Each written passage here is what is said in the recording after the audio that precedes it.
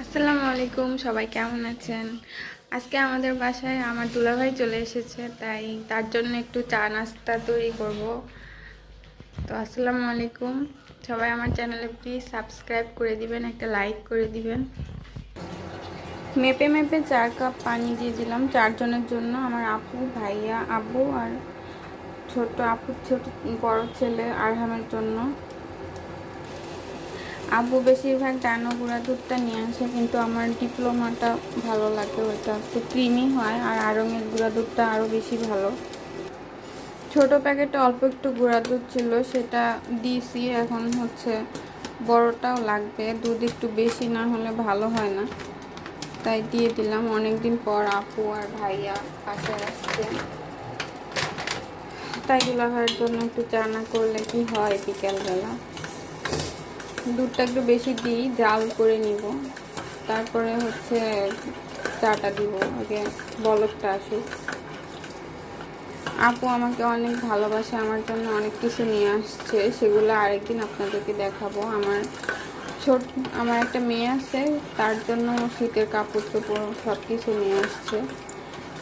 আপু হচ্ছে প্রতি ডিসেম্বরে আসে বাসায়, তাছাড়া সারা বছর চাকরি করে, তো তাই আসতে পারে না।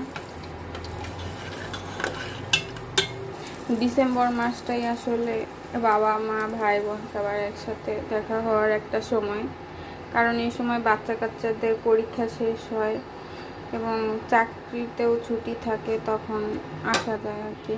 শীতের সময় সবাই একটু গ্রামের বাড়ি ঘুরতে যায় পিঠা পায়েস খাওয়ার জন্য, আর এই শীতকালে তো পিঠা পায়েস খাওয়ারই সময়।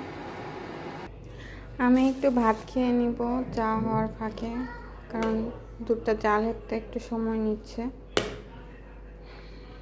আম্মু হচ্ছে আজকে গরুর মাংস রান্না করছে দুলাভাই আসবে দেখে, আর আপু এতগুলো ফল নিয়ে আসছে আমার মেয়ের জন্য।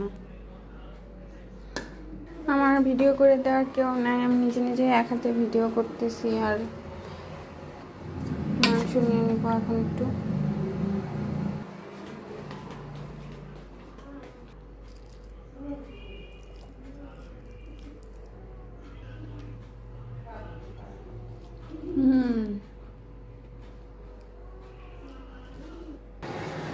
বলদ চলে আসছে, চাটা দিয়ে দিব।